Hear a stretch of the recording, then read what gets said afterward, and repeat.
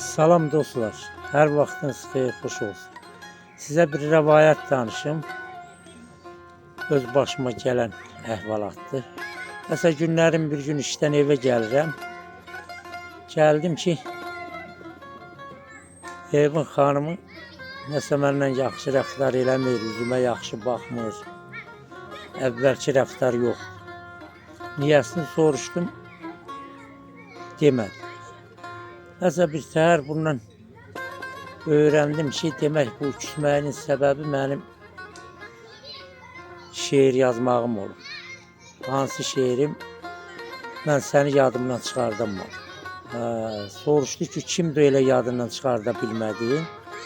Dedim, ay xanım, bu cavanlıqda yazmışam mən bu şeiri.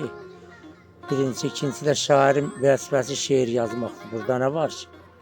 Gördüm, nə qardımsa, bunu nə elədimsə könlünü ala bilmədim. Dedim, gəlin buna da bir şeir yazım.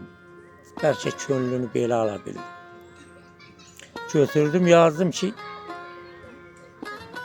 qarşında günahkar olsam da sənin, mənim günahımdan keçməlisən sən.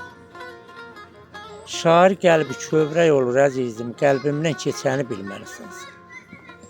Sən qəmli olanda dəyişir halım, incimə sözümdən vəfalı yarım. Sevgilim yolunda qurbandı canım, görən gözlərimin işığısan sən. İstərəm həmişə biz olaq şirin, əlində qalmayaq dərdin, kədərin. Heç vaxt xətrinə dəymərəm sənin, çünki uşaqlarımın anasısın sən. Yarın heç səni bir qəlbindən atmır, sən qəmli olanda dərdindən yatmır.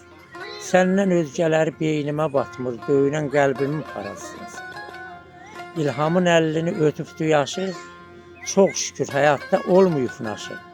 Sən şair ilhamın həyat yoldaşı, sinəsində döyünən ürəyisən sən.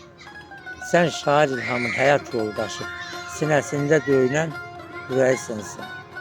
Bu şeiri yazandan sonra baxdım ki, nəsə dəyişikliklər var.